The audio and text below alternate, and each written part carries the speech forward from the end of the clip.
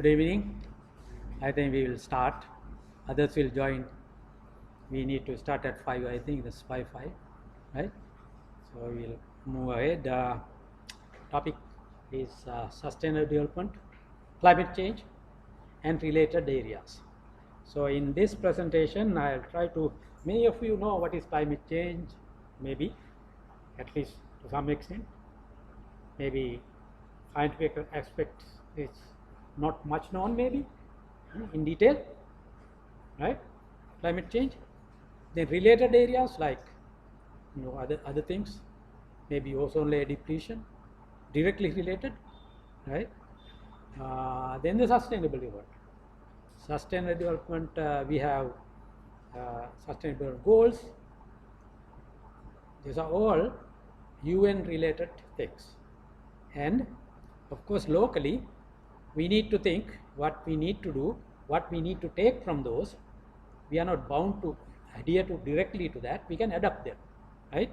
But some of these treaties, international treaties, we have signed, and therefore there are things that we need to do. But more than it's a requirement, we should think of ourselves and do it for our own sake.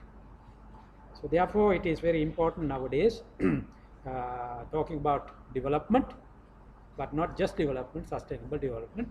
As engineers, you should really think about it, because as you know, many places, engineers are blamed for many things. Okay?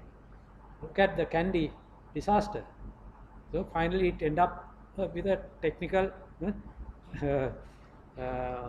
GSMBA, right? Or whoever, maybe architects, maybe engineers, civil engineers, right?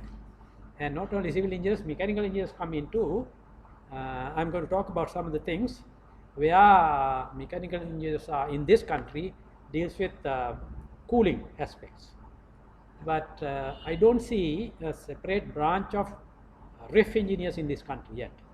That's a very important area. Maybe nowadays the mechanical engineers move in that direction, but it has to be developed. Okay, so in this I will discuss many of those things as time permits. Okay, so let's start then. Some of the things that I will quickly pass. I have some slides, but I'll not go into details on those slides, right? So climate change, maybe you know what it is, but there's a proper definition for that, right? It is given by UNFCCC, that means United Nations Framework Convention on Climate Change. They define the climate change as given below. Change of climate which is attributed directly or indirectly to human activity. I have highlighted that alters the composition of the global atmosphere, and which is in addition to the natural variability of the observed over comparative time. That means naturally also there is climate change. Okay, but now we think of the really the man-made or the human directly involved climate change is the main thing now. I'll show you as we go on why we consider that aspects importantly. So this is what it is. You know what is climate, of course. The change is this. Present climate or the previous climate has been changed due to human interaction with the nature, right? And how it's done, we'll go through. Now, generally, I'm not going to talk about all these things, but Earth climate is controlled by the energy input into the system and energy taken out from the system. Okay, it's a thermodynamical system. Okay, so there are external factors as given here, that is energy coming in to the system, right? But we cannot change those things. Those are natural phenomena, right? And also the other things like volcanic eruptions and Mount Fuji, all those things are natural phenomena. But there are things that we get involved within the system, mainly ocean, atmosphere, and land factors. We human change these things, especially the atmospheric chemistry. We put things, pollutants and many other things into the atmosphere, and the chemistry changes. And then of course the atmospheric reflectivity and the surface reflected. If you clear an area of vegetation, then the albedo factor will be different, reflection will be different, right? And also atmosphere, if you have more clouds, more dust, then the reflection will be changed. So therefore we interfere in that system. Ocean atmosphere heat exchange is another thing. I mean, mainly ocean gives energy to the atmosphere, right? So if the ocean is warming up, then the more energy will get into the atmosphere, and atmosphere changes take place, and therefore all these attributes to the changing the environment and the climate. Okay, therefore we need to understand the factors. Okay, these are the factors. So, and also the climate change also linked to many other things around us, right? I put these arrows, but then not only that, now see water, for example, linked to many other things, not only desertification and forestry, maybe even biodiversity, air quality, or all the other things. They are all linked together in a system. But apart from that, on the top there, stratospheric ozone depletion is also a major factor. Probably many of you doesn't know about it, but it contributes a lot to the environment and the climate of the earth.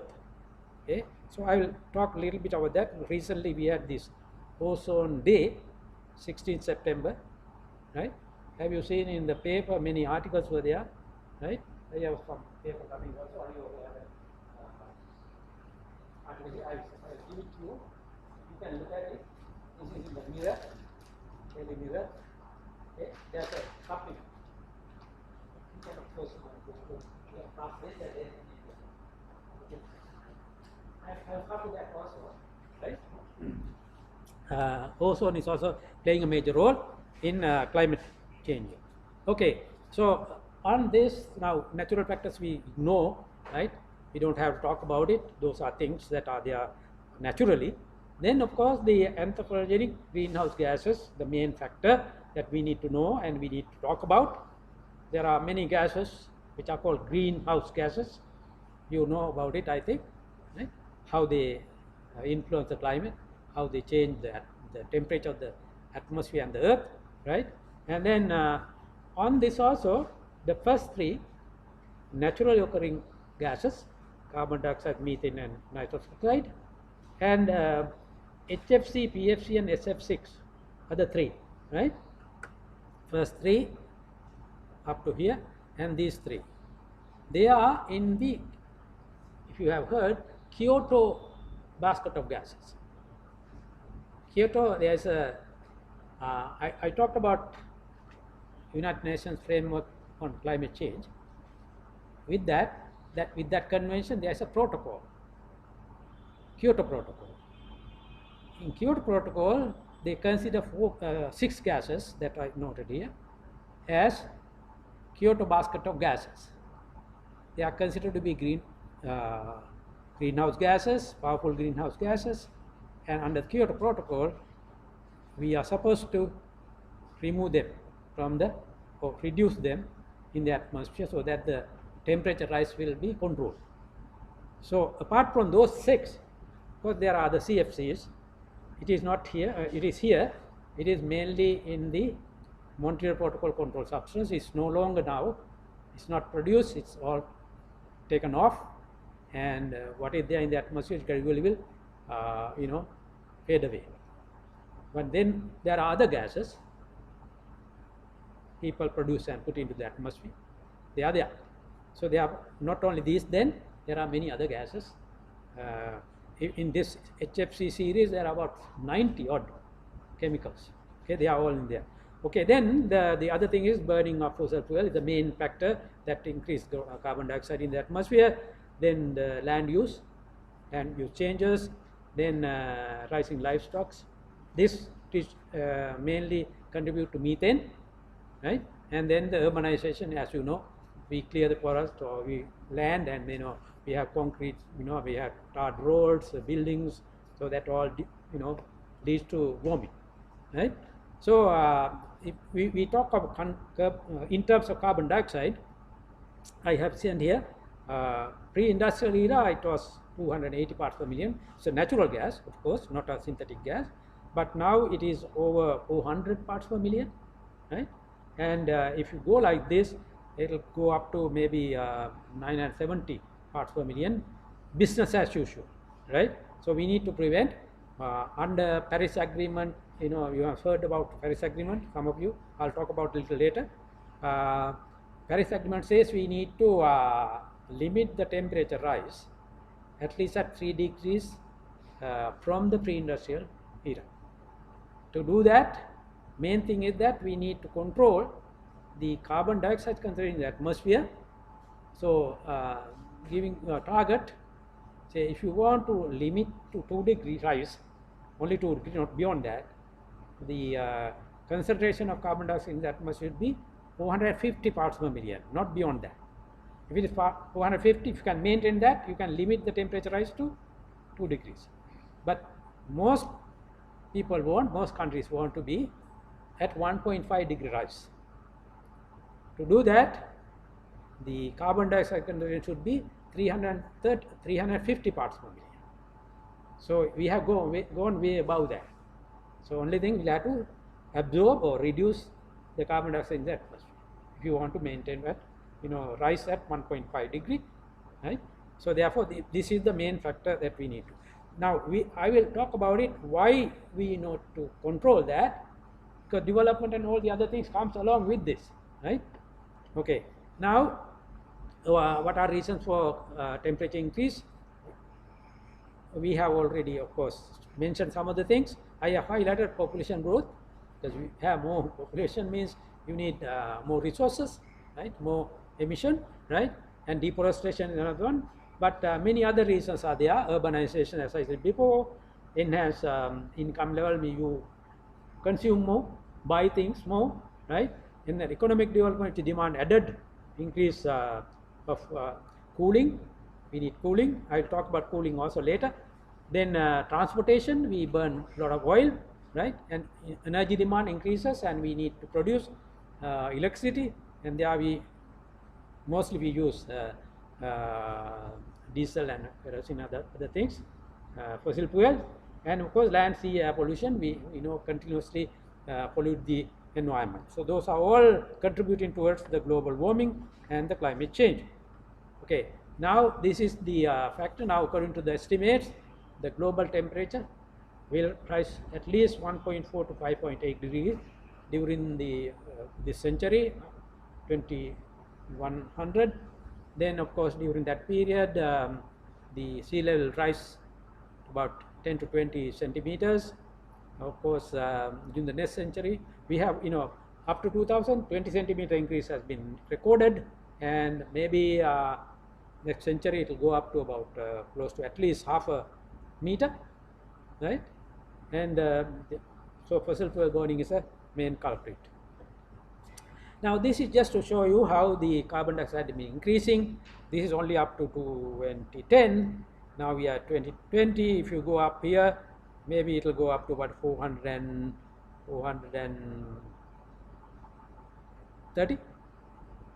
That's at that lower level, because it's going like this, no stopping, right? We have treaties, we talk about it, but things are happening as it is. Okay, nothing is changing. But for scientific aspect, just look at this. There's an annual cycle of this carbon dioxide concentration. See, with the annual cycle, continuous increase is there. And can anybody tell me why there's annual cycle of carbon dioxide in the atmosphere? Why it goes up and down during the year? Sometimes it goes up, sometimes it goes down. It's a regular cycle. See, all these regular, annually there's a cycle and going up. Anybody can think of why there's annual cycle? Why it goes up, down annually like this? Every year it goes up, down, up, down, up, down, and continually increasing. This is a very good indication. Now this is actually going down during summertime. Why? More absorption of carbon dioxide. Trees are growing. Okay, more absorption. But during winter, no absorption, leaves fall down, more carbon dioxide increases.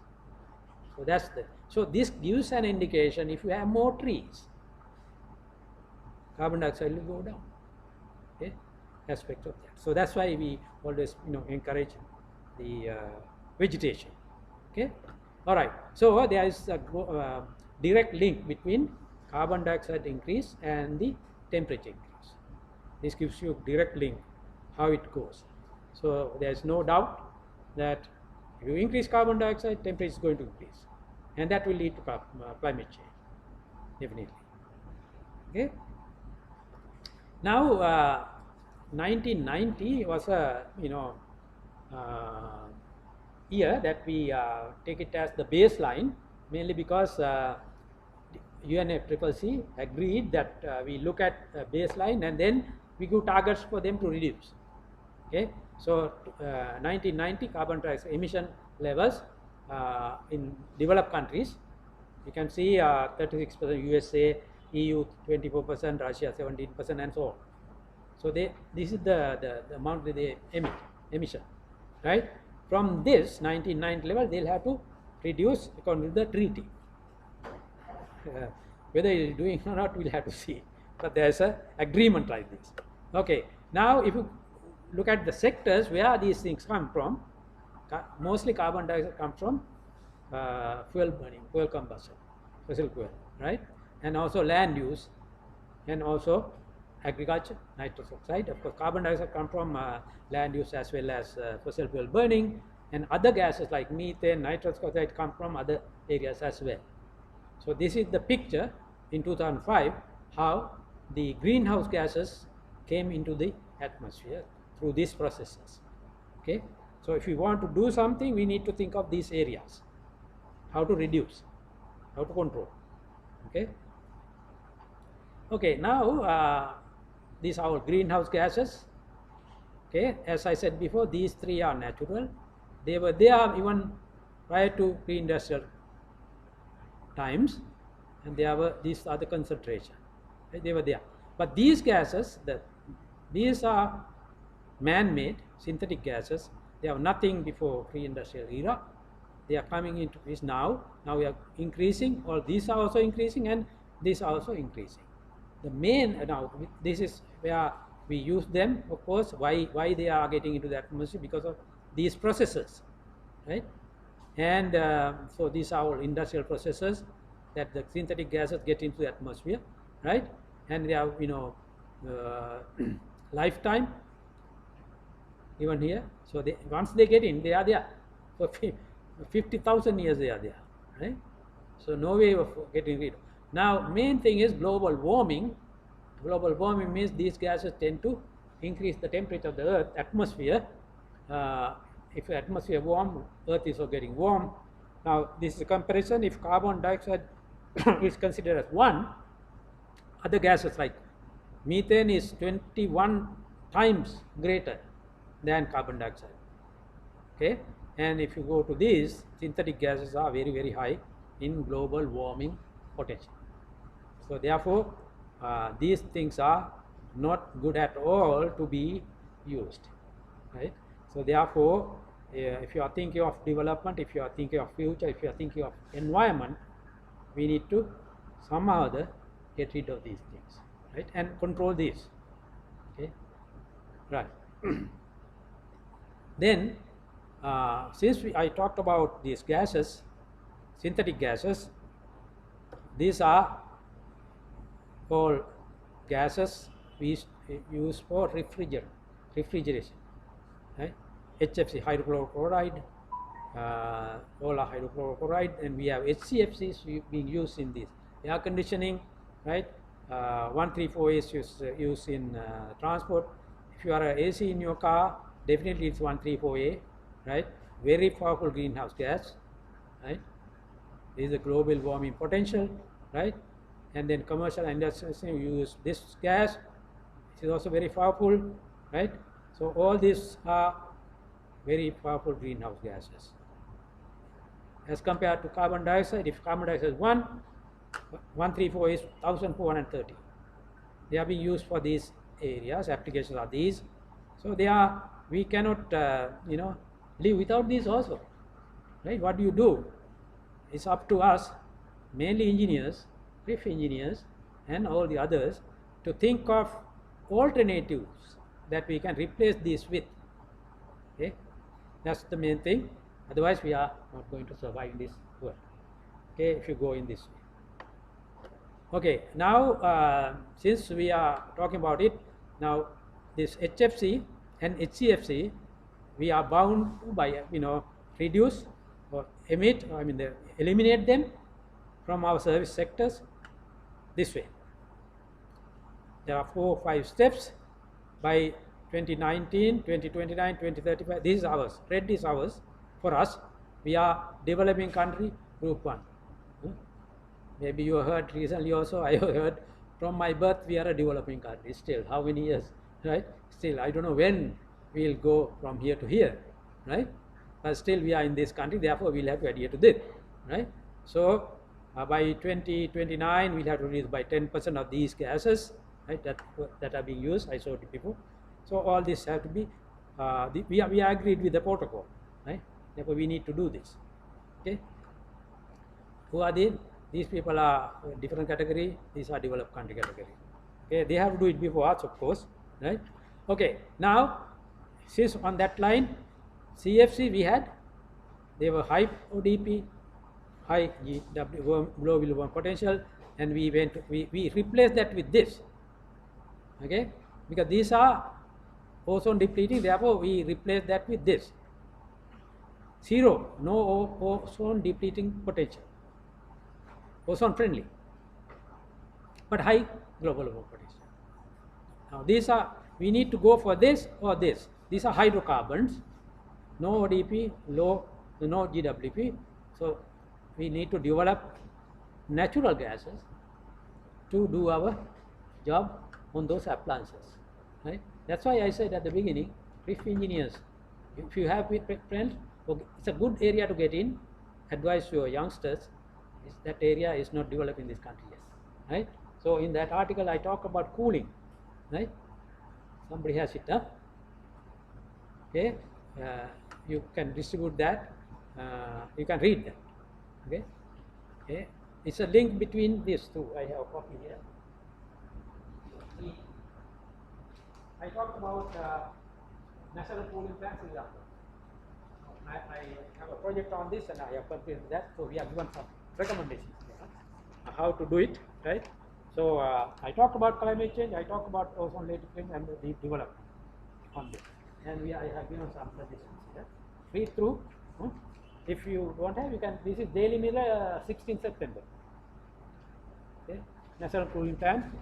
So for that, that's why I am saying that when I talk about cooling plan, we don't have many RIF engineers in this country. Okay, need to develop, right? If I have time, I will highlight some. Yeah, okay. Now, as I said before, this is what I was telling. There is with proof that man-made increase of climate, the warming, right? So if you don't have any human interaction with the interference with the climate, this is the way the temperature would be, right? It would be cooling actually, right? But since this is the observation is black and prediction is the red one. So in the prediction, took into consideration of the natural variability as well as the man influence.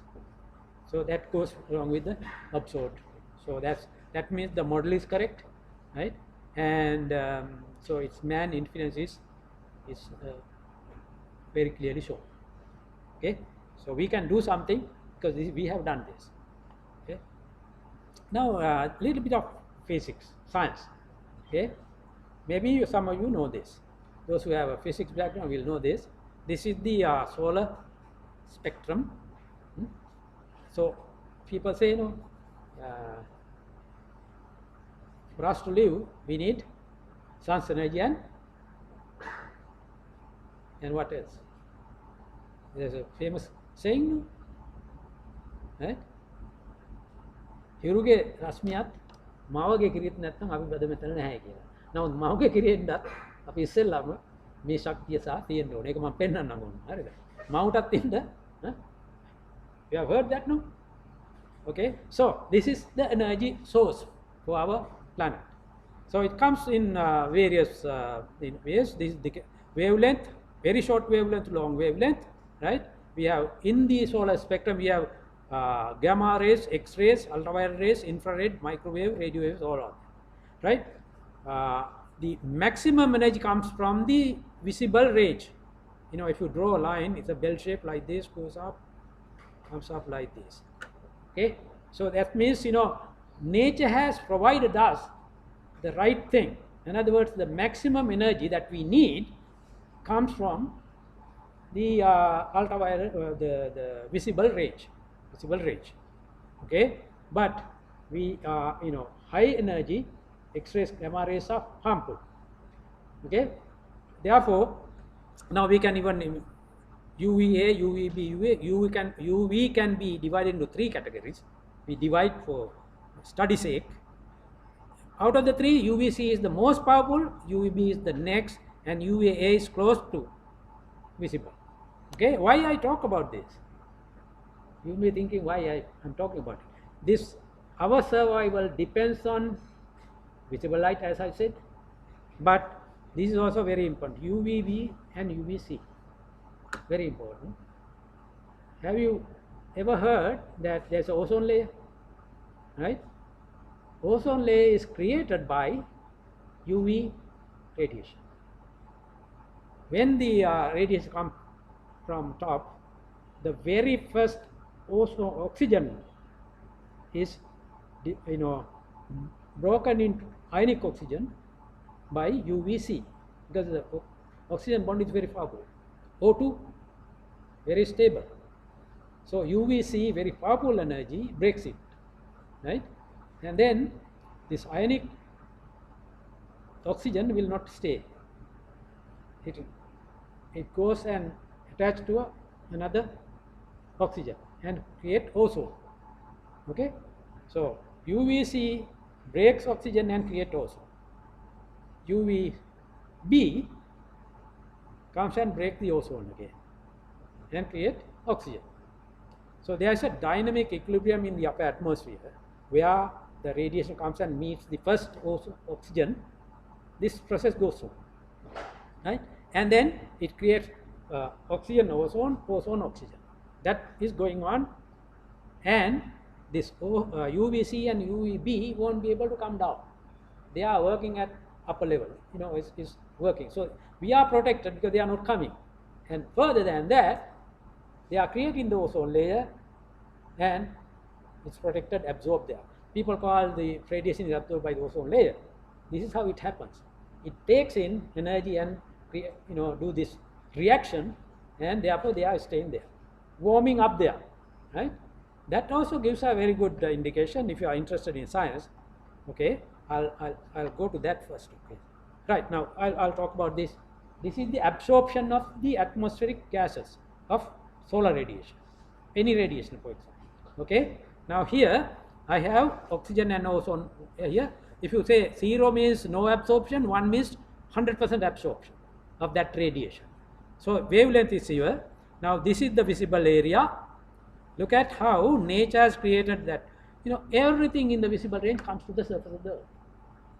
We need that, right? Nature has created that. Okay, and the harmful ones 100% absorbed or cut off at by what gas? Ozone and oxygen. The process I told you. This is oxygen and ozone cuts off the harmful radiation, and we are safe, and we get the required ones, and then all these other gases absorb. They are called greenhouse gases. They are all greenhouse gas. Oxygen also, ozone also greenhouse gas as well. It's absorbed here at this wavelength. Certain wavelengths, certain gases absorb.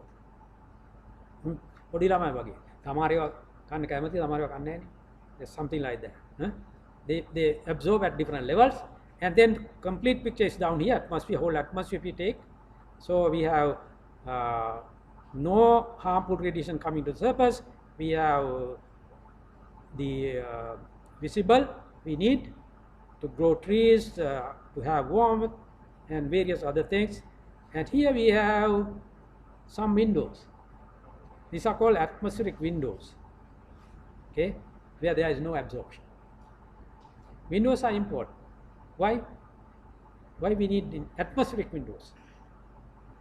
Because if you want to see something, we have to open the window, otherwise we cannot see. No. So these windows are very important to see, maybe outer space, or even a satellite up there to look at down and see what is happening down here. We have to have a window, right? So from that window only we can see. So the instruments have to be made to view through these wavelengths, right? So therefore these are very important. If you close all the windows, we cannot see anything. Okay, so that's the importance of windows.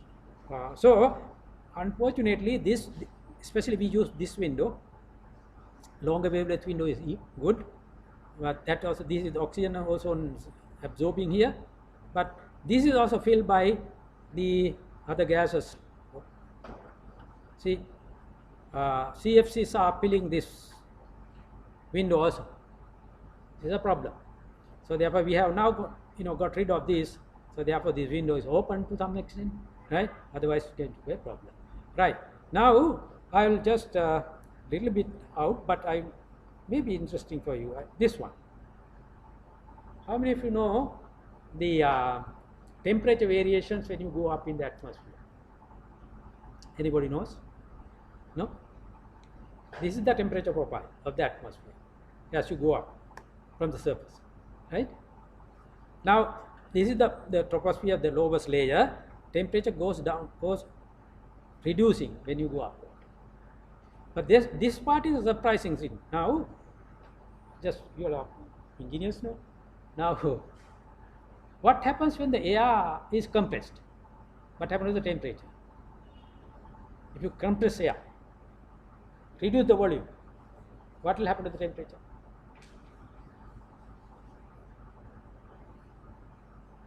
We don't supply anything, right? The system is sealed, then we reduce the volume. Temperature, what happens? Goes down? No. Huh? No. Have you ever put in air to a bicycle tire? bicycle සුළං ගහලා නැද්ද කියලා අපි නම් කාලා තියෙනවා මේ දැන් එන ෂෙඩ් එකකින් ගහන්නේ ඒ ගහනකොට වැල්ව් එකක් ළඟ ඉන්නවා අත පිච්චෙන් තරම් රත් වෙන්නේ නැද්ද ඇයි that is because we press air into it and it's warming and if you let the air go out from a fire have you felt that you touch it very cold right birthday party වල බැලුම් පුම්බනවා නේද ඔක don't you we used to play those days we feel it and then when air comes out you put it to your ear or someplace very cold right we play like that from that we learn actually what is happening really in physical sense in the balloon you have air with pressure no that's why it's coming out no right when it comes out it expands and cools when you put in compress the air warms this is simple thermodynamics okay right now here what happens in the atmosphere when you go up what happens to the pressure in the atmosphere pressure decreases or increases increases decreases pressure decreases that's why definition of course right pressure decreases rho gh right no rho gh p is equal to rho gh right if h increases pressure increases okay so when you go up it expands air expands and cools and the temperature drops okay right that's the normal rule no right so therefore it's happening here it goes up really it goes up like that here is a different thing of course ionic and all this now here why this is because I don't take much time here quickly right what happens I told you about this UV radiation coming up and doing this reaction it's happening here actually in this area so energy UV and UV radiation is trapped there right to do that reaction and that area is warming right warming means you pull right it was like this right before like this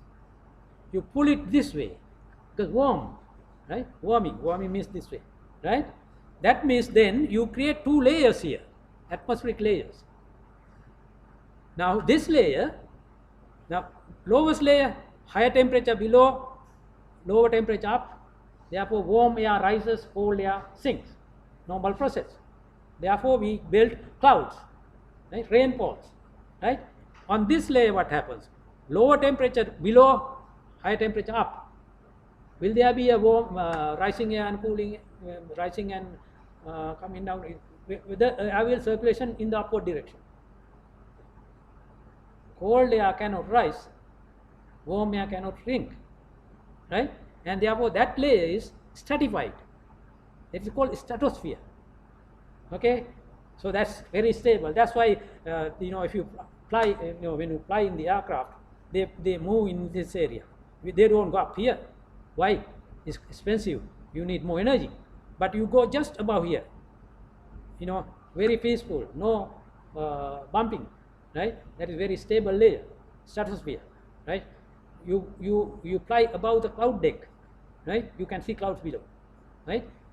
Once you get into the altitude, they fly in that layer, right? Only when you take off or landing only, you come through clouds. Otherwise, above the clouds. That is here, okay? Right? Just simple, side lines, okay? Right, now, what happens? What happens if you don't have this? If there is no ozone layer, what happens? All the UV, these two layers will not be there. This will be like this, no, it will go up like this. Then, what will happen to this cloud? It will go up to here. Instead of 10 or 12 degree height, 12 kilometer height, the cloud can go to 80 kilometer height. Imagine the rain that will produce. Even with this, right? We get flooding, no? What will happen? Whole country will be underwater, right? So that is one thing. Second thing is that if you don't have the ozone layer, if the UV comes all the way down, the oxygen here will be converted into ozone, right? By UV. Then you will inhale ozone. Ozone is toxic and you won't be able to live. So therefore nature has created this system, right? We should not remove this ozone layer. That's why the ozone layer is there. We need to protect this. That's why the ozone depleting substance has been removed from the usage, right? World has done that. Some more are there, this HCFC and all that we have to remove, okay? That's why I say in the universities we have to have this rift engineers has to come forward, huh? Promote that please, right? Okay, now then we go back. Okay, this is how I told you, if you go business as usual, temperature will rise up to about 5 degrees or beyond that. These all model, right?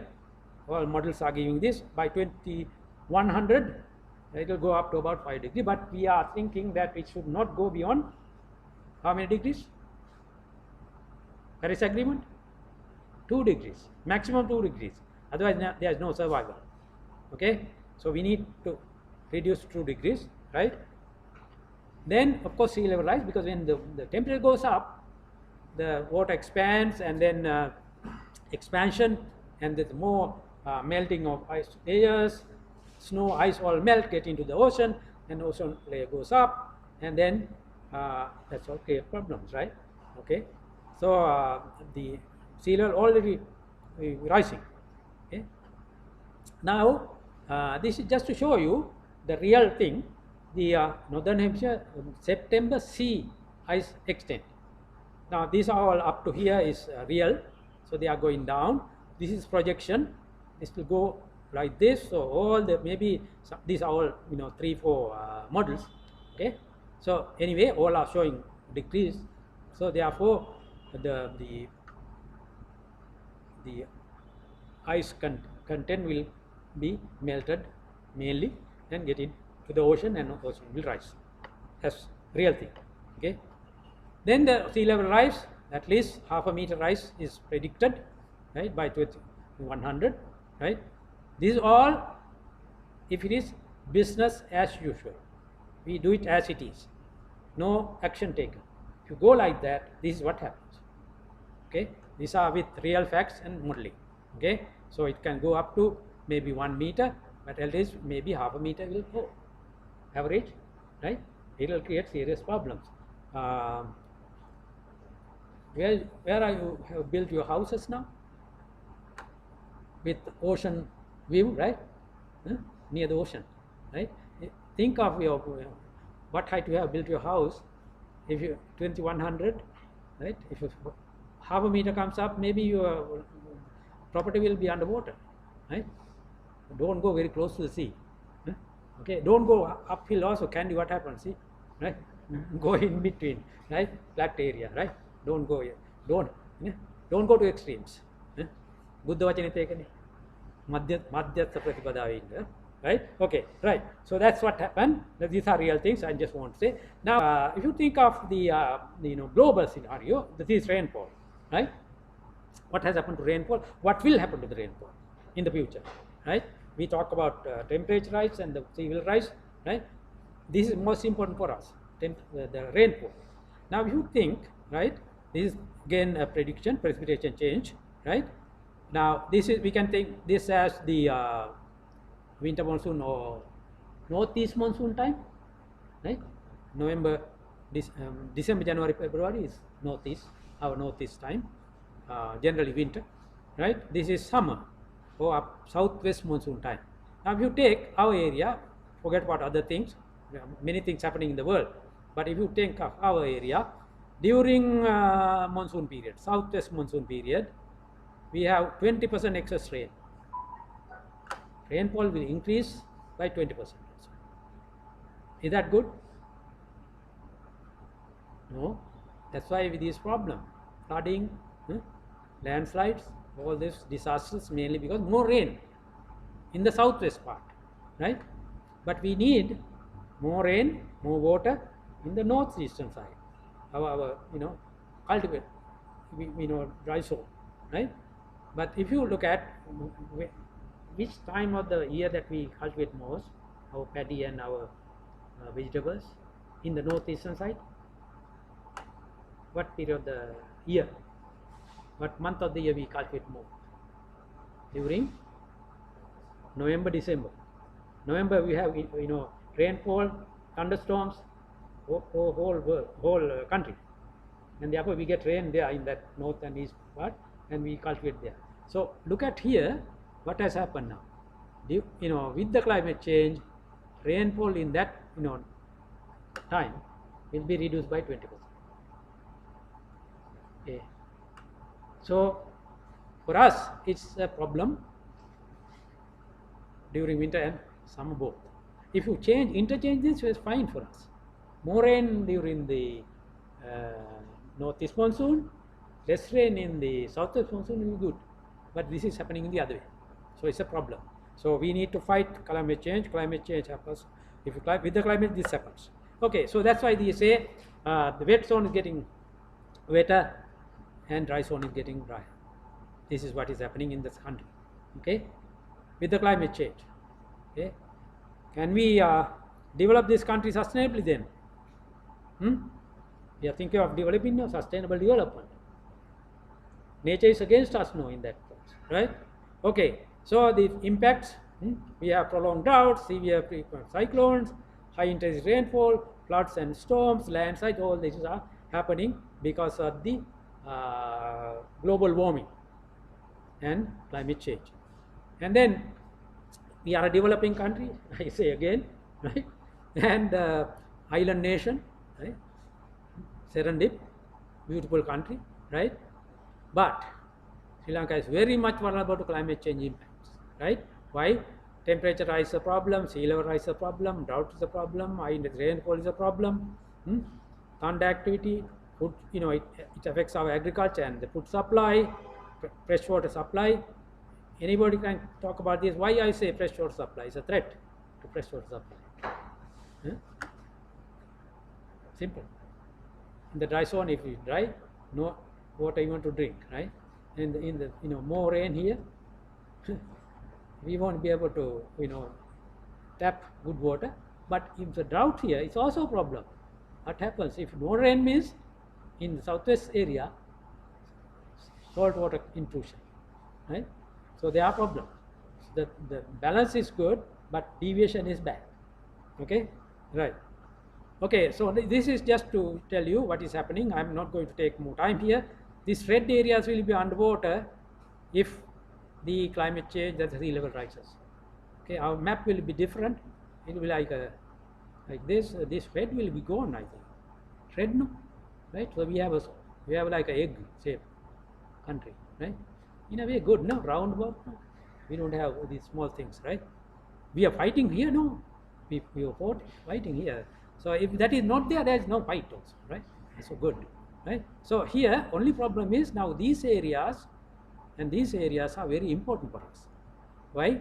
This is the most developed area, right? Our hotels, our rail line, our highway, all these are going here. And this side is our mostly paddy comes from here. No? If they go underwater, salt water intrusion will create problem for our food supply, right? Therefore, it's a problem. I have said here the highly populated urbanized coastal zone of Sri Lanka, that is western, southern, and northwest provinces, will have direct impact of climate change, since caused by sea level rise and increased precipitation. So we have tourism, but not no tourism now, but 80% of tourism in those areas, right? Okay, so a lot of problems, right? You can think about it. Okay, now then are natural problems. Now we were talking about water. So water management is a problem for us. We need to have some engineers have to work on this. Okay, sustainable use of floods and droughts. How? Our annual rainfall in the dry zone is 900 millimeters, wet zone is 5000 millimeters. Okay, if you take the global average is of course 750 millimeters, average about 1900. Global is now our average is about 1900. Global is 750 millimeters. So we have enough water coming through, right? Therefore, we need to manage these. I give some examples. China is having systems where I retain energy, but we had systems to retain water, right? Our Elanga system and things like King's times, but we have not kept them properly. So I think nowadays we are thinking about it. This government now maybe a diversion is a solution, right? If you can some engineering aspects is there, but take from wet to dry. If you have some way taking there, then we can redistribute water that is we are having, then we'll be okay. So we have to think innovative ways of doing that, right? Think out of the box. Educated people should do that. Engineers should do that, right? Okay, otherwise we are failing. Okay, so just to put for thought, think about it. Okay, now we are polluting the air, right? Why? We have transport, traffic congestion, road transport as well as rail transport, then energy generation. Still we are now we have pledged for renewable energy 70% by 2030. You heard news, no? Anybody took into consideration? We need to prepare 70% of renewables by 2030. Government is saying. So there are a lot of avenues for that. Renewables, high demand, okay, right? At least solar, you can put up a solar panel in the rooftop and generate some energy, right? Okay. Then we pollute by mining, agriculture also pollute there, industrial processes, waste disposal, right? All these are polluting our air, right? Think of remedying this. Then land and soil, we deplete the watershed. Okay, hill country we clear. Right? Recently you can see in news, forests are being cleared, right? So deforestation. From that, soil erosion comes to, then siltation of our water bodies, lakes and tanks. Not enough volume, capacity to keep the volume, and fertility of pollution. Decline of soil fertility because we put chemicals into the soil and we pollute. All this is done. So I'm telling them just to open up your mind. Don't think yourself. Think of the country, right? If country wins, we win, right? Single-handedly we cannot win, right? Collectively we have to think of this. That's why I'm putting this to you. Okay, you youngsters should take these things into consideration when you do things, Okay, right. Now this I am not going to talk much, but I am talking about United Nations Framework on Climate Change, Convention on Climate Change. It was in 1993. Okay, and we are also party to that. The main aim is stabilization of greenhouse gas concentration in the atmosphere at a level that will prevent dangerous anthropogenic interference with the climate system. So that is the main thrust.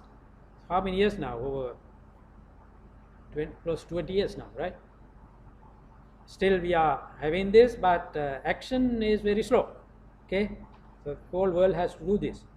Okay, then we had the Paris Agreement 2 years ago. We have the Paris Agreement, that is the branch UNFCCC extension. Okay, this is sustainable development effort to eradicate poverty. That's the main thing in this, right? So it comes to sustainability, sustainable development, right? This agreement to enhance the implementation of UNFCCC aims to strengthen the global response to the threat of climate change in the context of sustainable development and efforts to eradicate poverty. Okay, there are sustainable development goals. I'll talk about it in a little while, but this is mainly Paris Agreement is not only limiting the temperature going up, but it is the preventing climate change and try to sustainable development, give some help to sustainable development. So they are linked together. Okay, climate change and sustainable development linked together through various conventions and actions. Okay, Paris Agreement continued. The peak greenhouse gas emissions as soon as possible, and achieve the balance between sources and sinks. In other words, you emit something and you have to have sink, more trees maybe, right? You balance, outgoing, incoming, balance, try to balance, right? And through that process, we need to try to keep the temperature well below 2 degrees rise, and then if possible at 1.5 degree. So therefore, of course, there are methods. About $100 billion is pledged for climate action for developing countries by 2020. How much we got, we don't know yet, but there is some, of course, Green Climate Fund is there, Adaptation Fund is there, there are money there. Right? So they can be used, we can be enhanced, we can tap them to do something here to reduce emission and develop, or encourage sustainable development. Like renewable energy. Okay, you can tap this Green Climate Fund and develop something here, develop clean energy maybe, then that will help us to develop our country. Okay, now so options available: mitigation or adaptation. These are terms actually. Mitigation means we mitigate the climate change. In other words, reduce emission.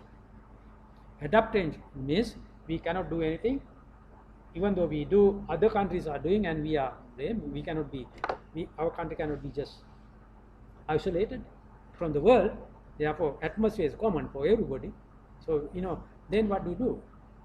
Things are happening, we need to adapt to the situation. We take steps to adapt to the situation. If the temperature rise, we put a air conditioner. But we'll do it right? Okay, to be cool, right? Okay, so it is like I'm comparing that. It's like in the health system we talk about prevention and cure. Prevention is better than cure. So I say mitigation is better than adaptation. If you can mitigate, that's fine, right? Okay. Didn't like my lecture, I think, huh? It's good. Okay, right, okay. Okay, mitigation means implementation of policies that reduce GHG emission and enhance sinks. Basically that. Okay, that's mitigation. Okay, now let's get into sustainable development and talk about it a little bit, right? What is sustainable development? Development that meets the needs of today without compromising the ability of future generations to meet their own demands. In other words, we should not borrow from the future, right? That's the basic thing. So it is sustainable development. You develop it with what is available. Now, world is on a path to destruction through human activity, causing rapid resource depletion. In other words, you use more than available, right? No continuity, heavy environmental pollution, which has exceeded Earth threshold capacity. So we use more resources and pollute the environment. That's the problem. We cannot go that way, right? We need to reduce pollution and manage the resources sustainably. So otherwise there is no survival. Without sustainability, then there is no survival. So sustainable development includes three independent components, right? Economic, social, and environment. Economic is just development. You generate more, but it has a social aspect, right? And also environmental aspect. You develop, you economically develop the country without considering the environment means disaster again. Okay, right? Therefore, all three has to be in balance. These are three pillars. Okay, different approaches to sustainable. These are the things that we need to do: waste minimization, pollution prevention, cleaner production, eco-efficiency, you increase it, right? Then we have sustainable development goals agreed by UN. I will talk about it. Then resource sustainability. We call it closing the loop. Okay, going from linear to circular. If you want sustainability, we have to do that. If you go in the linear economic path, we won't be able to be sustainable. Okay. Now this Rio plus 20, that is 2012, 1992, the Rio Summit initiated, that created a lot of treaties actually. Desertification, climate change, many other things came up. After 20 years, in 2012, again we went to Rio, right? And there was outcome document. It's called Future We Want. In that, we have 17 sustainable development goals and 169 targets given. These are all freely available internet, you can see. Okay, so they are action oriented, global in nature, and universally applicable. Indicators focus on measurable outcomes. Integrate economic, social, and environmental aspect and recognize their interlinkage. You cannot go with one. They are all interlinked. Therefore, you like consider all three.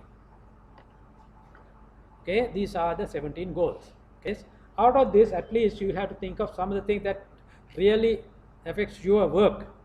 Okay, these can be categorized into social, economical, and biological, and various other ways. But there are 17. Now, no poverty, no hunger, good health, quality education, gender equity. We don't have that much of a problem in that, I think. Some of these things are not much of a problem for us, but some are. Then cleaner water and sanitation. Our minister is trying hard on this. Our new minister, right? Sanitation and water, right? Is trying to give everybody, the whole country, water before his term over. He's thinking he will go before that. He is not sure. You heard his news item. He's talking. Who is the minister now? Water minister. No time to watch news even, right? Famous Vasudeva Nanakari, the water minister. Now he is saying his aim is to give everybody drinking water and sanitary facility before his term ends. He will be sorry if he goes before that, because he is 81 now. He's saying that. Okay, he is trying to do that before he goes, right? Okay, then renewable energy, very important. Okay, and then economic growth, that's so important, right? And then innovation and infrastructure. Maybe many of you should get into this. At least youngsters, those who are in universities and all, try to help youngsters to come up with some innovation, and then reduce inequalities, of course. That is Atinati Paratare, right? Okay, this is important. Sustainable cities, right? Then consumption is also responsible consumption. Don't over consume, right? And climate, this is important. And life on earth, life underwater, all this. Out of this, few are very, very important for you. I think 7, 13, 9, 11, 14, 15 at least. Think about those very important ones. Right. Now, in detail, you can say these are them. Now, say if I say 7, ensure access to affordable or reliable, sustainable, and modern energy for all. So that's a goal. We need to achieve this in 2030. Okay, but we have given, I think, electricity to all the country, all the people in the country now, right? Everybody gets electricity now. So achieve, but then we'll have to do it in a sustainable manner, right? Then climate change, number 13. Take urgent action to combat climate change and its impacts, right? Likewise. Now 11. Make cities and human settlements inclusive, safe, resilient, and sustainable. Okay. So ගෙවල් හදනකොට stable හදන්න ඕන කඩා වැටෙන්නේ නැති වෙන. Engineers are responsible. Okay. Right. So many other things. I don't want to go through this or everything. There are 17. I can put them into category like this: social, equitable environment, 3 pillars. Now if you take social and environment, we have to have a bearable status. If you take social and economic, should be equitable level, right? Economic and environment, we think of viability, right? Then all 3 together, we can think of sustainability, right? Think of all these things, only then we'll have the sustainability. Sustainable development comes through these processes. Okay, so as I said, now we can, those 17 can be divided into areas. Now, base 4 is actually biosphere, life. Okay, so you know, those 4, climate change also comes there, right? And also the life on earth, right? All that will come there. Ecology, that's biosphere, ecology. Then comes the society in the middle. That's 8, right? The education, cities and health and, you know, sanitary facilities, all that comes in the society. Then we have economic development. There you have to develop sustainable consumption, and of course equity, and also the building cities, right? Economic development, right? So therefore, the base is like this. First we have to have life, then society, then only the economy, right? But they are mixed together. You cannot do the top one alone without considering the other 2, right? So that's the philosophy of this. So all have to be considered together when you do something. Okay, hope you get these things into your mind. I don't know whether you are really absorbing what I am saying, right? I'm doing my duty. It's up to you to absorb whatever you want.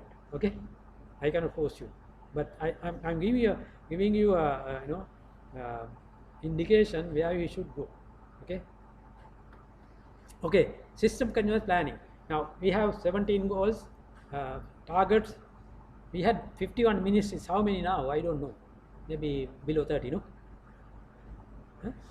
With state ministers have gone up, right? Line agents, so many. Now government, we have central government, provincial council. How many ministers? I don't know. Provincial councils are not there now, no? But they are fighting for it. Yeah? They want it, right? So there can be a minister, right? So how many ministers we are managing in this small country, right? 335 local authorities, municipalities. Don't you think it's too many? Can we afford all this? Right? You have a system, maybe ministries, maybe 15, 16 ministries can do all this. And others. Anyway, it's up to the politics, All right. So now the major aspect of sustainability is consumption, reasonable consumption, and production. Production and consumption, those are the 2 main things to achieve sustainable development. Okay, think of these 2. Okay, sustainable development. Why? Waste minimization, pollution prevention, cleaner production. I put that before. I think it's coming again, right? Okay, resource consumption. Now calculation of our footprint, ecological footprint. Do you know about it? Some idea? You have some idea, no? Otherwise you can read through in the internet. What is your footprint, right? Ecological footprint. Calculations clearly indicate that the present population is consuming more than what Earth can provide. leading to resource depletion, leading to degradation of environment, leading to huge anomalies in equity, in quality, and of course life among different societies, threatening the survival of our future generation. So consumption is a problem, overconsumption. So sustainable consumption should come into play, otherwise we are not going to move in the sustainability of method. Then production, that is the other part. Sustainable production is resource efficient and cleaner production, not just production, not just development, sustainable development. Okay, right, now maybe a famous picture. Now production and service processes, this is how we do, right? We have inputs, we have put energy, resources, water. Through the process you put air emission, pollution, water, wastewater, pollution, solid waste, pollution, and you get your goods. So all this is waste, right? And you get a product. This is not sustainable production at all. Okay, right? We waste many things here. Resources are being wasted, right? Therefore, now if you look at it, you take the resource and go through this process and throw into the garbage. Okay, this is typical life cycle of life cycle process. Okay, this is not going to work. This is not, if you do this, we are not going to survive. Okay, we need to close this loop. Okay, we are getting resources and creating garbage, right? But if you can close this loop, okay, resource decoupling achieved through reduction in resource intensity. Okay, use a quantity, not a huge quantity, recovery of resources, redesign products, reduce consumption. If you do this, we can be sustainable. That means this, instead of going through this process and throwing away like this, you can close it. It's a closed loop, there's sustainability. Okay, what has happened actually through the process? Now we have been using hunter-gatherer period 3 kilograms per day we have used, consumed. Then agrarian society we have used 11 kilograms per day. Now industrial society 44 kilograms per day. You know what this is, no? You pull up your supermarket, go and pull up and bring, and a lot of things goes into waste, right? So this is how we have progressed. Not good at all, right? Overconsumption.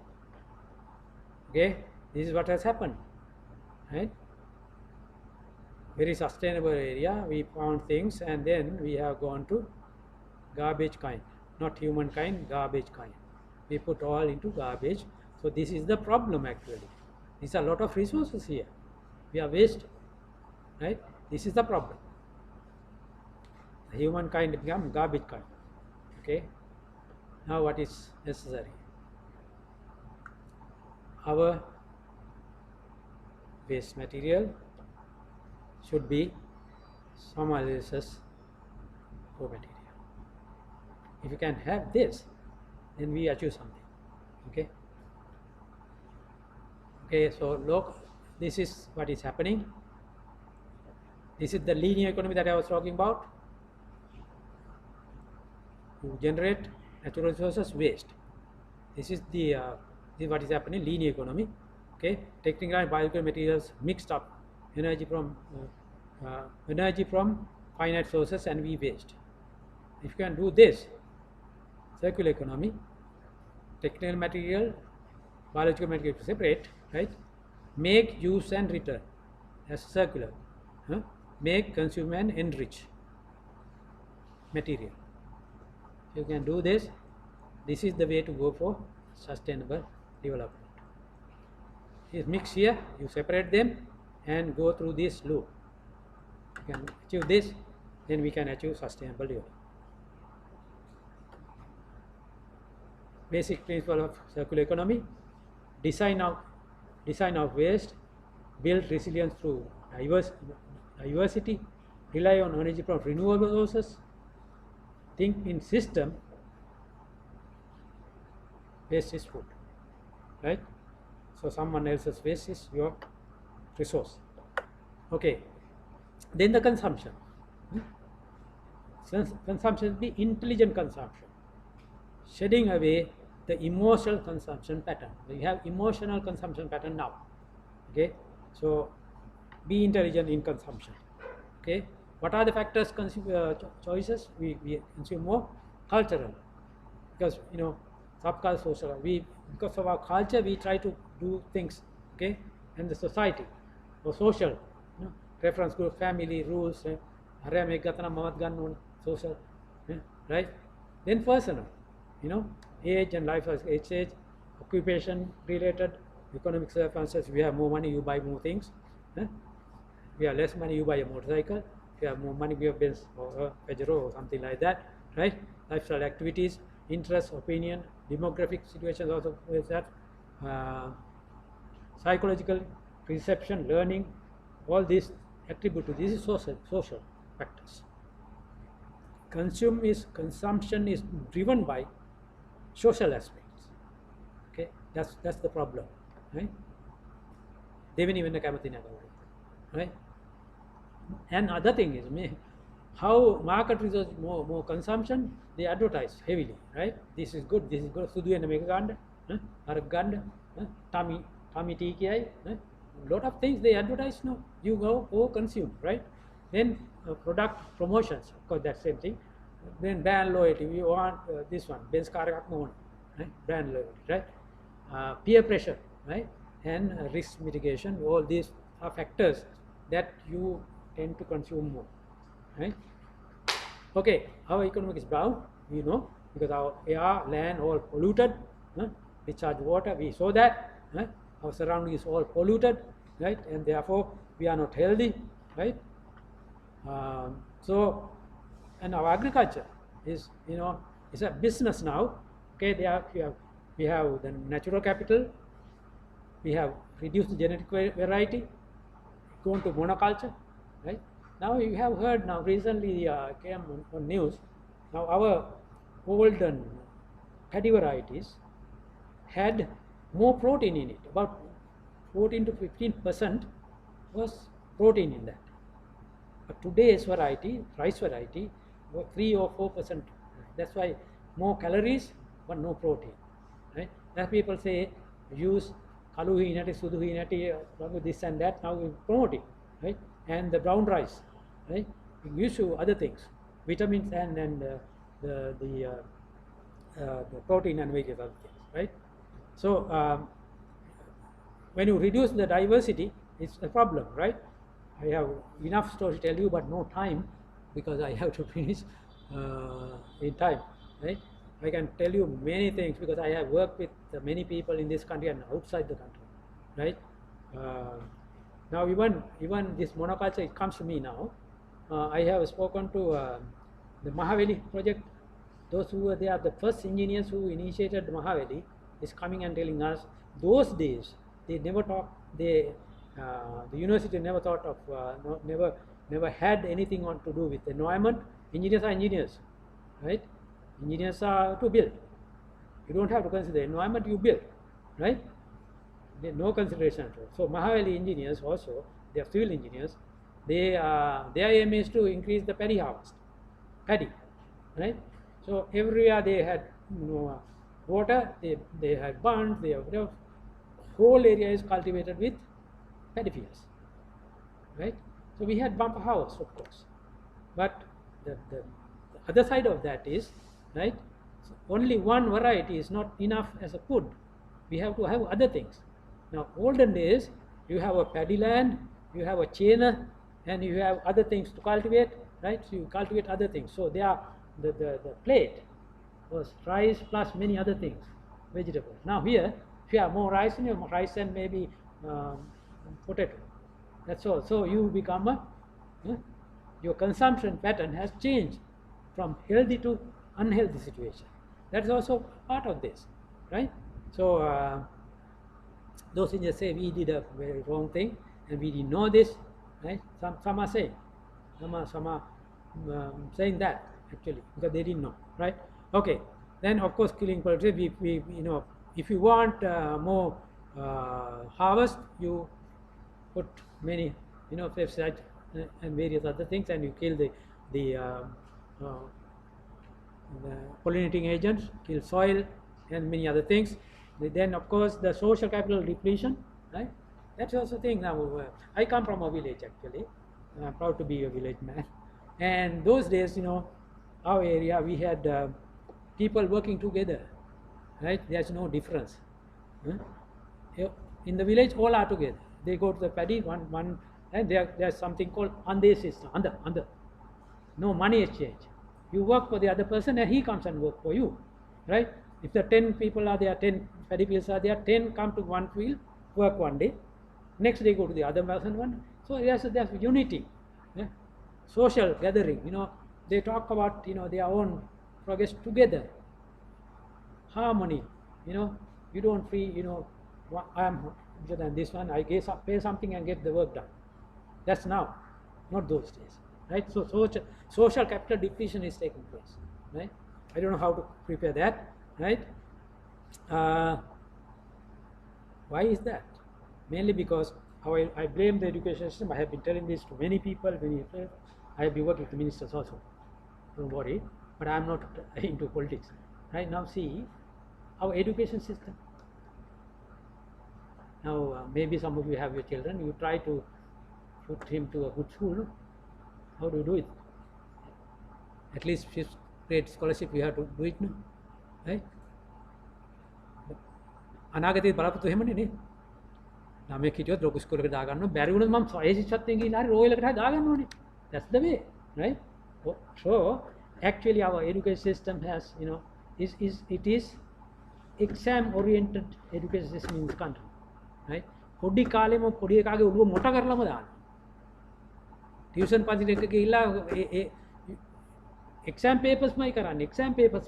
උට හිතන්න වෙලාවක් නැහැ, ශ්‍රී ලංකාව කරන්න වෙලාවකුත් නැහැ. No innovation at all. අපි පොඩි කාලේ එහෙම නෙමෙයිනේ. අපි මේ ඇලේ දුවලා පරිසරය ගැන you look around, you learn things from scientists came like that. No, science became a science mainly because you from the nature. Physics කොහමද ආවේ? ඔළුවට apple ගෙඩි වැටුණා කියන්නේ nature. You look around what is happening, then learn from there. How do you develop an airplane? By looking at the birds flying and many other things. I have some things here, right? So if you don't have that, you think of an exam papers, you do exam papers and you pass, right? Are you a well-rounded person in this society?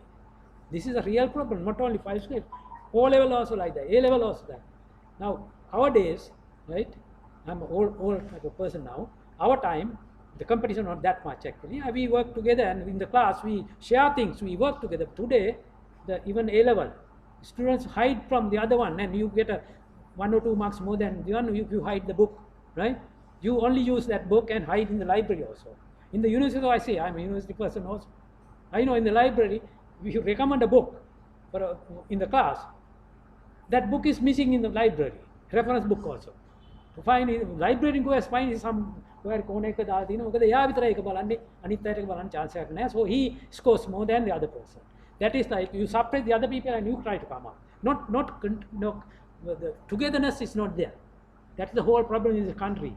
This is nothing to do with my lecture, but that is something that we all youngsters should learn, right? We cannot go with this exam-oriented education system in this country. We have to change, right? Okay, so sorry about it. I have to move around. Okay, right now. Now we have traditional methods of pest control. You all know this. Agriculture people. Now grain have high protein content. Are you talking about it? About and also I will to the end. If the second bullet you read through, grains have high protein content, saves cost of animal husbandry and associated environmental cost and sins of killing animals. I don't know your faith, right? Many of you may be Buddhist. Some are Catholic, some are Muslim, right? But there's a now there's a rumor that they're going to ban on slaughtering, right? Okay, so I think why we want beef, mainly they say protein, right? Protein, but that protein content can, without any other side effects, can come from other areas, right? Okay, so if you take my word, support that. Okay, stopping slaughtering, right? I'll show you some other things when I go down. Okay, right? So and also sugary and oily food that we consume more now, and then that leads to big hospital bills. Some people are getting richer, right? But that's not equity. The sustainable development, there's an equity in sustainable development. Okay, right? All right. So now I come to now if it's warming, global warming. So we have to have cooling also, right? This is related to my article too. Cooling is removal heat, usually resulting in lower temperature and phase change. Temperature lowering achieved by any other means may be also called cooling. Cooling. We need to cool ourselves now. Now March, April, November, very hot now in this country because sun is overhead, right? Okay. So we use devices like heat exchangers, radiator in automobile, right? Cooling towers used in large industrial plants and power stations, then fans and all that, right? Those are all devices for cooling, right? Okay, why cooling matters? Because adequate space cooling. If that adequate space cooling is not there, we are not comfortable. You are not learning. I am not teaching, right? We cannot, right? So many radiators are here, right? How many radiators are here? About 50 radiators are here, right? You emit, right? Don't you think that you are a radiator? I am a radiator too, right? I emit, right? Okay, so many ways. Heat is by radiation, by conduction, convection, right? We emit, right? And then we eat. Engine goes on, right? So air conditioning and cold chain, I don't take much time because not much time. So these are all cooling. Why cooling is necessary is because human comfort is necessary, and therefore, and also hospital operation rooms, high-tech factories, research laboratories and data centers are a few examples that require consistent and precise temperature and humidity control to function. Therefore, air conditioning is a must. But how we function that air conditioner is the thing. Whether you use CFC, HFC or hydrocarbon. If possible, hydrocarbon is the best, right? But there are shortcomings, right? Okay. Similarly, now say we talk about we produce so much, but when it comes to the consumer, 1/3 is gone, wasted, right? We have to reduce that. How? Through this process, through cold chain process.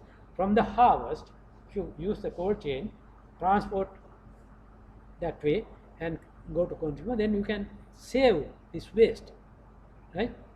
So to that we need cold chains, right?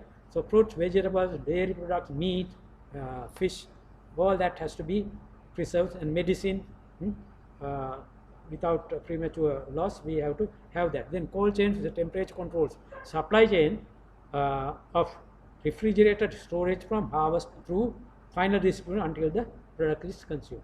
So that's why we need cooling, right? Cooling is important. Now we, what is a national cooling plan? That's why I've given. I maybe some later. We have the ozone day, and in ozone day there's in mirror, daily mirror, there's a paper additional part on this World Ozone Day, and I have a article on that, National Cooling Plan Sri Lanka. Many of the things I talked here are also here to some extent. If you can read, okay. I asked one somewhere here, so you can share. This is this month, September 16th, Daily Mirror. Not only my article, there are many articles about cooling, right? If you can read that. And there, I have given some points here.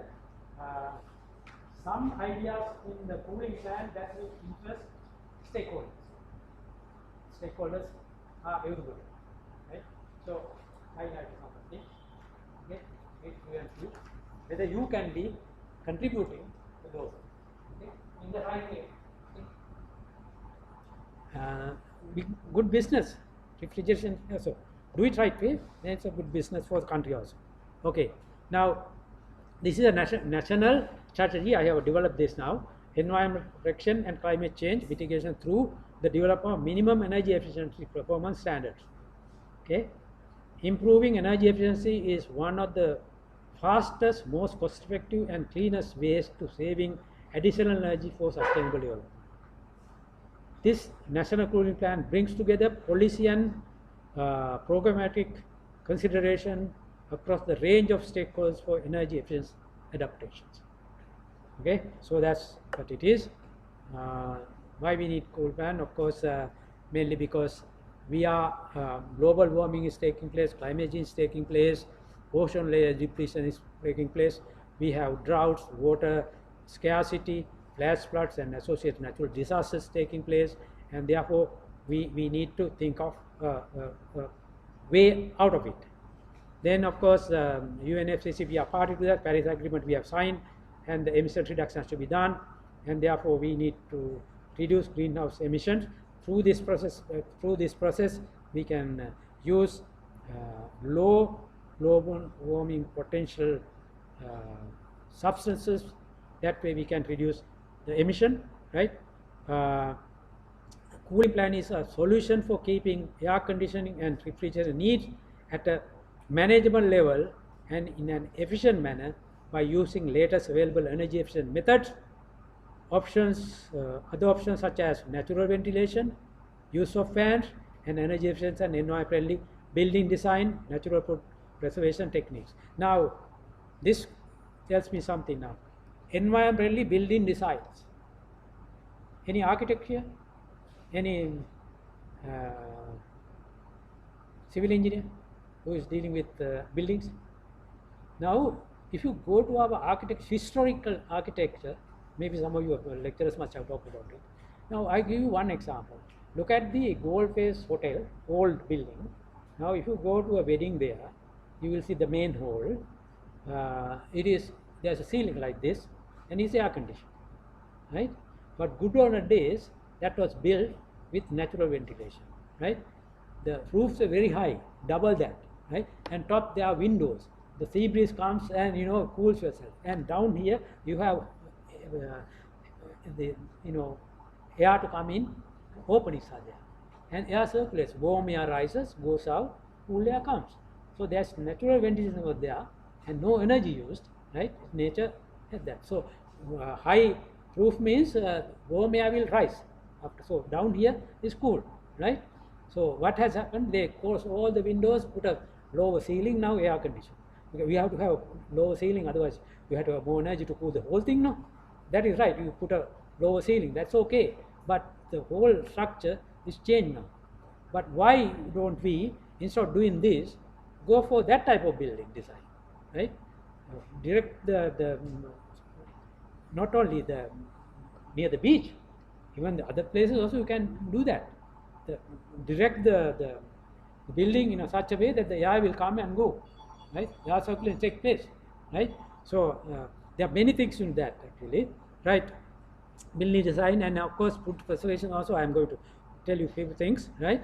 So I mean we need to now. There's something called history repeats. It goes in circles, right? So therefore, one day our designs will come to the things that we had, right? Building design, and our food production will also come to that. It goes in. I have seen some circles like that. Even the refrigerators, right? It was natural gases before, ammonia, carbon dioxide, things like that, right? It was ice first, right? Then this ammonia was replaced, is not good, right?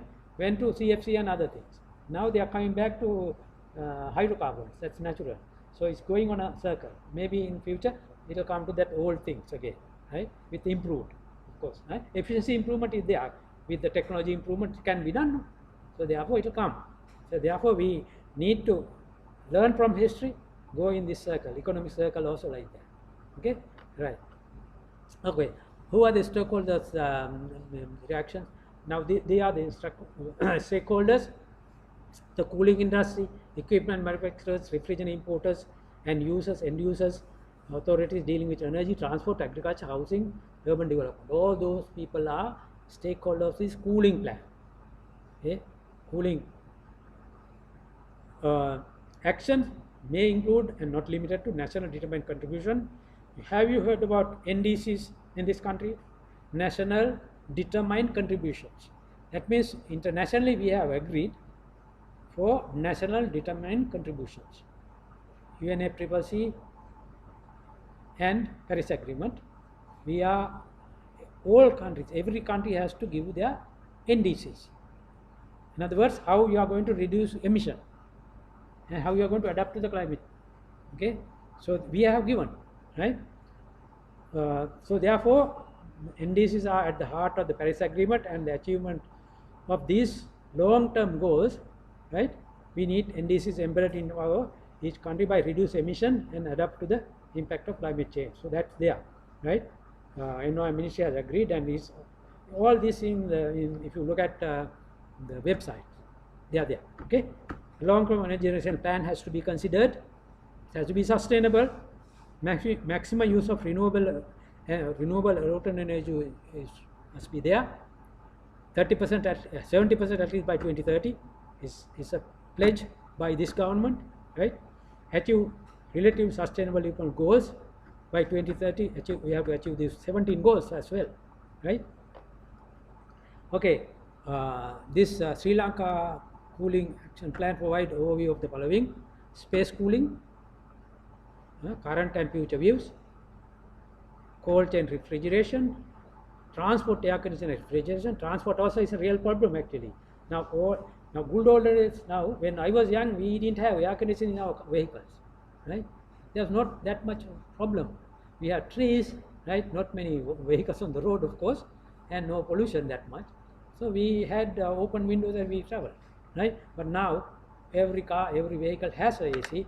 Without that we cannot travel also, right? So therefore now transport sector is using a lot of energy and these harmful gases also. But those gases can be there when you repair. If you emit, is a problem. If it's inside, there is no problem. If it is sealed, no emission to the atmosphere is no problem. Therefore, when you go for your air conditioner repair, please tell them don't remove gas, don't emit gas into the air. You collect them and reuse it. Good for your pocket also. Otherwise, they will emit that, clean and put new gas. Then they charge for it. But you tell them, okay, my AC is now, say, maybe an electric fault or some other fault, not the refrigerant fault. What they will do is they will remove the air also, right? You tell that don't remove air. If you want to remove air, collect it to a tank, right? And repair and put that gas back, right? Okay.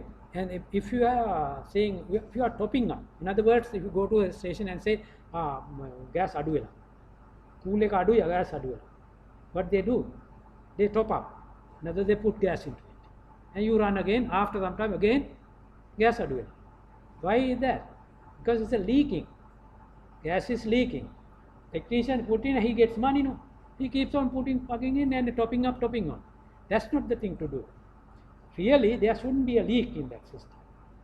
You have to repair the leak and put gas. Okay, that's the way to do it. So you be knowledgeable on that, then they cannot do the thing that they are doing. You tell them what to do. Okay, right. So, cool transport is like that. Then refrigerated transport also there. Then repair sector, I was talking about it. A positive recommendation for energy efficiency and improvement. Alternative technologies to secure environmental and socio-economic benefits. So those are all included in this action plan, right? So Everything is linked together, as I said before. Nothing is in compartment. All are together. Okay, we shouldn't be in compartments.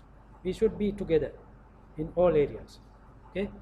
Now I've just shown you something. Projected annual energy consumption in space cooling of buildings. Now it is like this. With a survey, this blue is the business as usual. We have projected to 2038. Right? If you go business as usual, this is how it's going to go. Gigawatt hours. But if you take action, sustainable action, it can be reduced like this. Okay, so do the right thing, then it will be reduced. So energy consumption to be less. If you reduce energy consumption, emission will be reduced, because generation is reduced. No, if you use less, you generate less, right? Emit less. Then energy consumption, annual estimated energy consumption in different areas: dairy products, fisheries, poultry and meat, retail supermarkets, right? They are like this. Business as usual, going up and up, right? 2030 by 2034. But interventions can reduce that. Okay, have it like this. Interventions is actually through that process of national cooling plan. If you adhere to national cooling plan, it can be reduced like that. Okay, now this is something that I want to show you. Indigenous knowledge and research. This is not only this, there are many other things. Okay, traditional method of food storage. We didn't have a refrigerator some time back, right? But there were methods, indigenous methods that people developed. Now, say fish, for example, they salted, fish and meat salted and kept, right? Pickled, they kept for a long time. Buried in dry sand, ginger seed, yam, and even what lime, kept for a long time like this. Fermented in honey, smoking meat, fish, and also dummessa, atua dummessa, right? Those things kept our paddy for a long time. For the next season also, they use that paddy to cultivate. But now you have to have bija vino. But those days you kept this year's wheat for next year's cultivation, right? Kept like this. Drying, sun drying, we have plenty of sun, right? We can keep these things. So these are all indigenous methods, but maybe not as it is, but some of the ideas can be developed and less energy consuming methods. So take that idea and develop into a current situation, present situation. That's something we can do. Okay, this is also another thing. Now building design. Now this is an ant hill, right? Ants from nature, they had ventilation or they build their house like this, right? Protection from cold as well as the ventilation is also there. But now, this is the building type that we use, right? I'll show you another building. This is the ant house. Less energy consumed here because natural ventilation is there, right? You don't have to have air conditioning, right? And also you can also have light, natural light. That's the sustainable way of living, right? Then these are national, I said NDCs, nationally determined contributions. National are primary means of government to communicate internationally the steps the country will take to address climate change, sustainable development in their own countries. This is what called NDC. Our NDCs, adaptation NDCs are there. Human health, there are NDCs, nationally determined country. In other words, food security, water, irrigation, coastal management, biodiversity, urban city planning. Now, maybe you don't get just I say like this. Now, say how we benefit like this. I take one, maybe there's take this now, say for example, establishment of the solar power. This is NDCC in energy sector. Now here, what is it? I said there's a fund, Green Climate Fund, Adaptation Fund.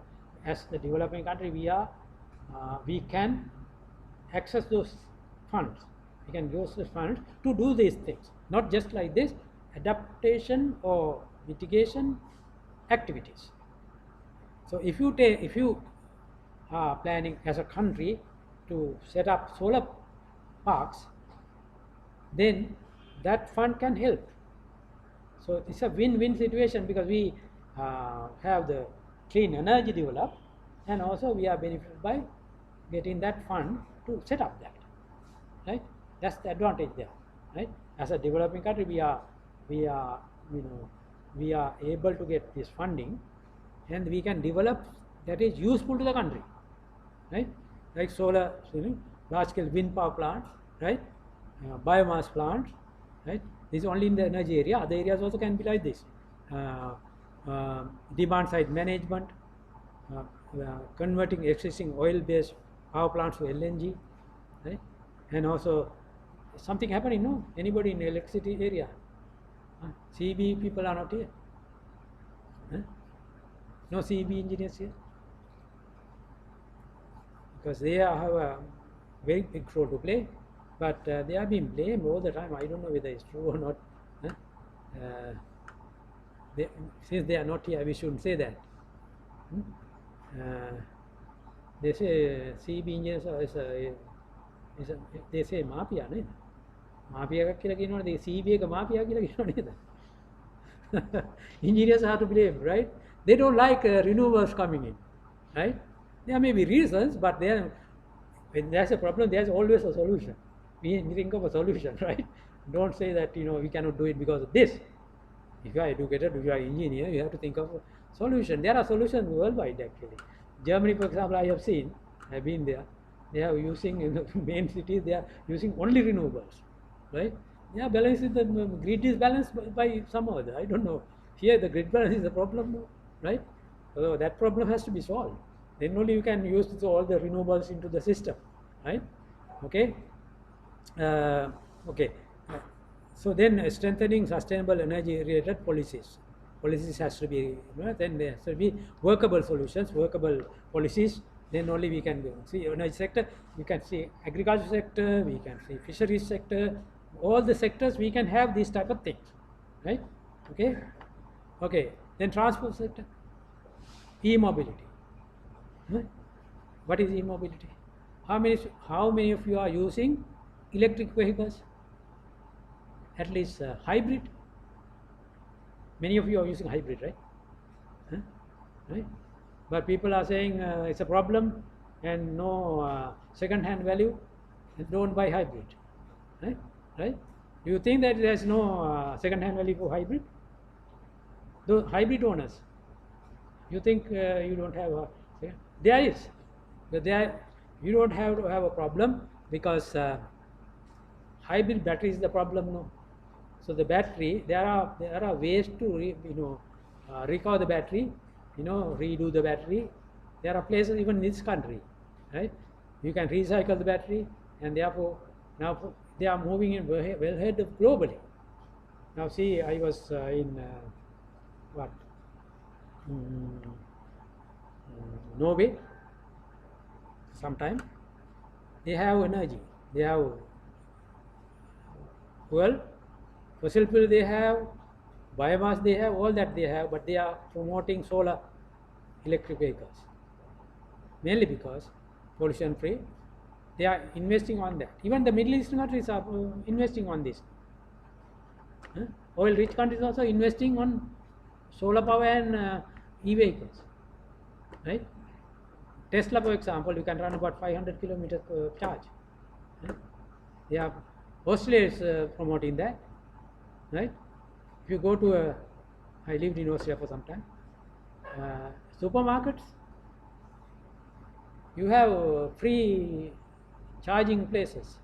You drive in, if you have electric vehicles, freely you can charge. And after you can shop around and come back, you take the car and go. So it's free. right? Only the initial capital, right? And you don't pollute the environment, right?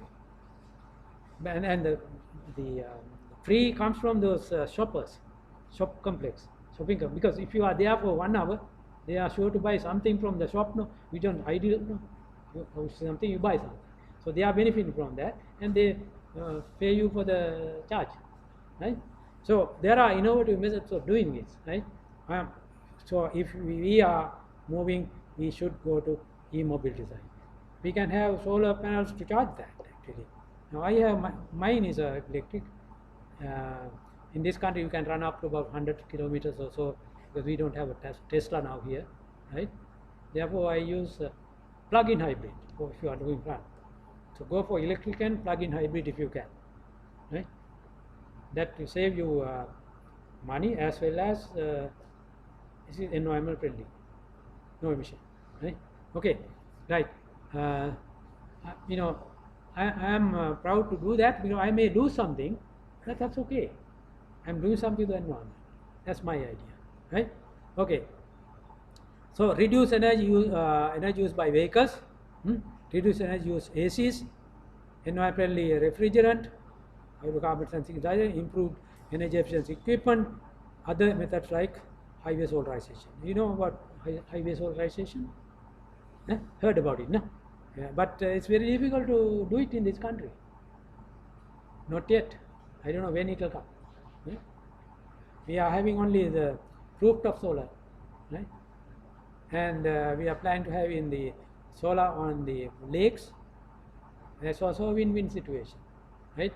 Part of the lake can be covered with solar panels, right? That will reduce the evaporation in the dry zone, right? And you know, that area can be used for that. If you use the land area, you know, you cannot use it for anything else, no, right? Therefore, use water bodies. That's okay, right? So innovative methods like that should be used, right? And I was promoting a solarization, not my, but some people came to me and now highway solarization mainly because this. Because if you tree plants along the road is cool, right? And your AC won't work that hard, right? But if you put a solar panel up there, right? You are driving under the shade, right? All the energy is being trapped and converted to electricity. You can charge your car from that.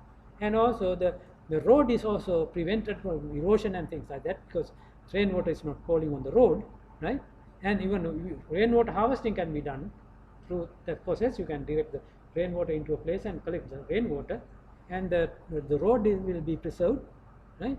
So there are good things if you cover the highway with solar panels, right? That is called highway solarization, but not happening in this country, right? Maybe your generation can do it, right? You will promote that, no? Take my word and promote you. If you all get together, right? Have a voice, right? Go for solar, right? Because people will say, where you put, now we have a small country, you put solar panels, where do you cultivate, right? So other things are there, no? Right? And also the now global warming, or say near the city is warming high, no? We see heat island. You have heard heat island effect. That is, you heating up, you know, city areas mostly either concrete roads or tarred roads, so you absorb a lot of heat, right? Temperature is higher than the suburban areas, right? If you put that, that will be prevented, no? So it will not come to the surface, no? So cool, city will be cooled and energy will be harvested, right? So that type of thing has to be there, but I don't know why it is not taking up, not moving, right? So what to do? Okay, now see biogas, for example. Use biogas. Now this is from country where they use all the sugarcane into ethanol and run buses. There are sheds like this, petrol shed like sheds. And then eco design, incorporate environmental consideration at the early stages. Algae based plastics. Now plastic is a problem. If you use algae based plastic, they will decompose. There is no problem. Or better if you use these tools, and if you can eat the tools also, that's better. Now you use ice cream cone, you eat the ice cream cone also, no? Similarly, if you have tools, you eat something, eat that also, then there's no pollution, right? We can design something like that, right? Okay, so this is that closing the loop. I told you closing the loop, right? Okay, and then zero detergent washing. Washing also, you send all the detergent into the soil, wastewater. So there are development like this. See, you can use the electric. Hmm?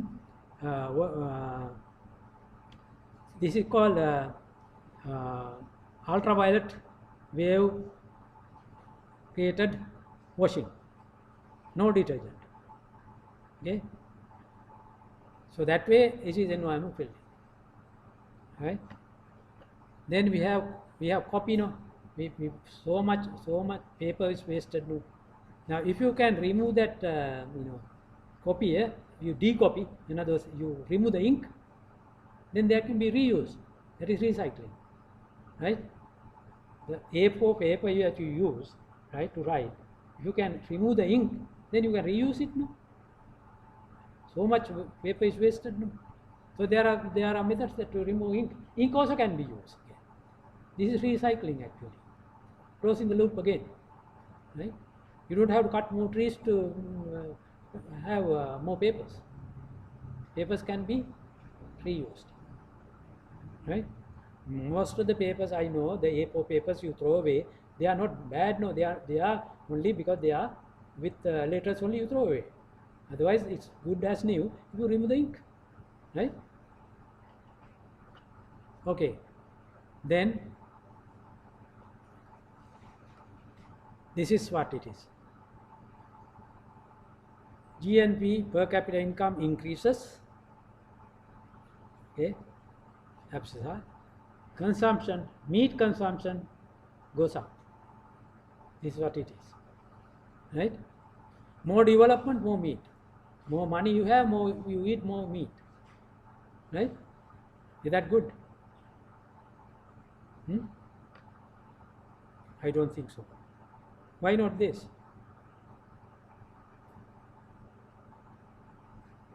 Sustainable. Now if you look at resource usage for food, right? Increased demand for resources, food. How many liters of water required to produce 1 kilogram of food? Okay, so we have potato, wheat, sorghum, maize, rice, soybean, chicken and beef.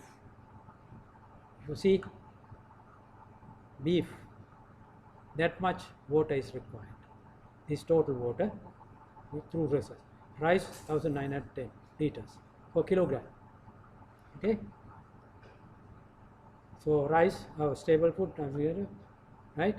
Then energy required to produce 1 pound. Corn, milk, apples, eggs, chicken, cheese, pork, beef. Okay, 1 pound. So energy and water, sustainability. So if you, I have some other, I didn't put them on. It's almost close to 7, almost 7, right?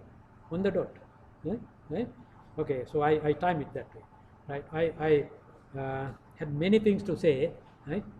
But this one, I'm supporting the slaughter mainly because of this. Many of the countries are going for vegan, developed countries, right? Because this creates other problems also, health problems also there actually when you take meat. But if you take vegetables, but you have to have the protein and other things coming in, you have to think about it, right? I am a vegetarian. My daughter is a vegetarian. She's a doctor, medical doctor. From young she's a vegetarian. So far I don't have any. I am 73 years old. Okay, 2 years I am standing here. My wife was telling, don't stand for 2 hours at a stretch, right? My wife is not here, so I came. Wife is stuck in Australia, she cannot come because of this. Flights are not coming. I cannot go, she cannot come, so I am here, so I can do what I want. So I stand here 2 years. If my wife was here, I won't be able to come. Okay, So I'm proud of my vegetarian diet. Okay. So thank you very much. I am not advocating everybody to be a vegetarian, but just think about it. Hmm? If you can, do it. Okay. Think of yourself and be environment friendly, be community friendly. Right? Don't be self-minded. Be open-minded. Okay. That's the way to develop this country and to move forward in a healthy society. Thank you.